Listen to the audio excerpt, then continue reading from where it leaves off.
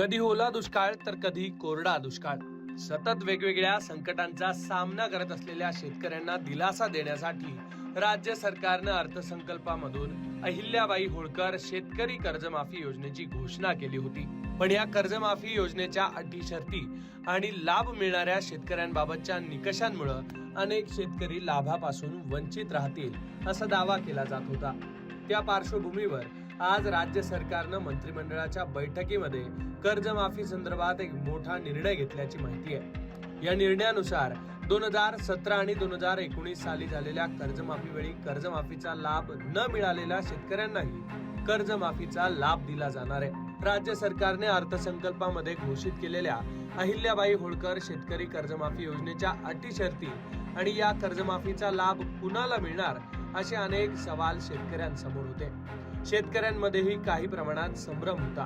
तसंच याआधी राज्य सरकारने 2017 आणि 2019 साली दिलेल्या कर्जमाफी वेळी अनेक शेतकरी कर्जमाफीच्या लाभापासून वंचित राहिलेले होते आणि त्यामुळेच शेतकऱ्यांकडून वेगवेगळ्या प्रतिक्रिया येत होत्या. त्यातच शिवसेना आमदार बच्चू कडू यांनीही याबद्दल सरकारकडे मागणी केली होती. ते नेमकं काय म्हणाले होते ते ऐका.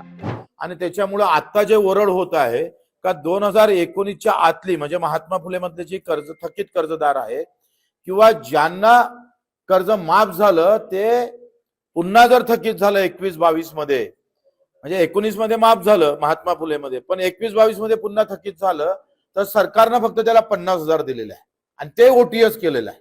म्हणजे याच्यात अधिक निवळ 50,000 दिले काय तर बिलकुल नाही, ते ओटीएस केलेले आहे. आणि ओटीएस केल्यामुळे काय झालं तर 50,000 आणि कर्ज आहे 2 लाख, कर्ज आहे 4 लाख. म्हणजे लोकांना असं वाटतं का हे बँकेच्या वसुलीसाठी आहे. अगदी बरोबर आहे. मला असं वाटतं का ह्याच्यामध्ये दुरुस्त करणं फार गरजेचं आहे.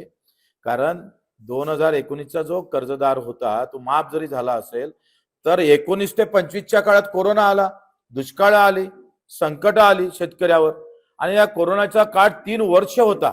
म्हणजे 19 आपण जर पाहिलं 19 ते 25च्या काळातला काळ पूर्ण भारत देशासाठी अतिशय आव्हानात्मक होता.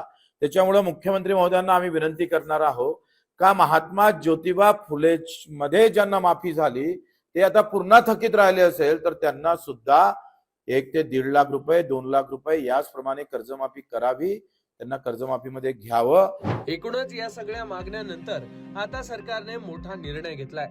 शेतकऱ्यांना या कर्जमाफीचा लाभ मिळेल या दिशेनं राज्य सरकारनं महत्वाचं पाऊल टाकलंय.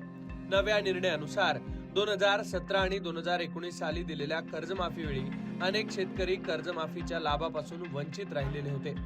अशा शेतकऱ्यांचं कर्ज माफ करण्यासाठी आता जवळपास 14,000 कोटी रुपयांची तरतूद करण्यात आली आहे. दरम्यान अहिल्याबाई होळकर शेतकरी कर्जमाफी योजनेअंतर्गत जवळपास 56 लाखांपेक्षा अधिक शेतकऱ्यांचं 2 लाख रुपयांपर्यंतचं कर्ज माफ करण्यात येणार आहे. तसंच या कर्जमाफी योजनेसाठी जवळपास 36,585 कोटी रुपयांची तरतूद करण्यात आली आहे. त्यामुळे आता या नव्या निर्णयामुळे जास्तीत जास्त शेतकऱ्यांना या योजनेचा फायदा होणार आहे. सरकारच्या या निर्णयाबद्दल तुम्हाला नेमकं काय वाटतं ते कमेंट बॉक्समध्ये नक्की लिहा आणि अशाच घडामोडी जाणून घेण्यासाठी तुम्ही लोकमत पाहत राहा.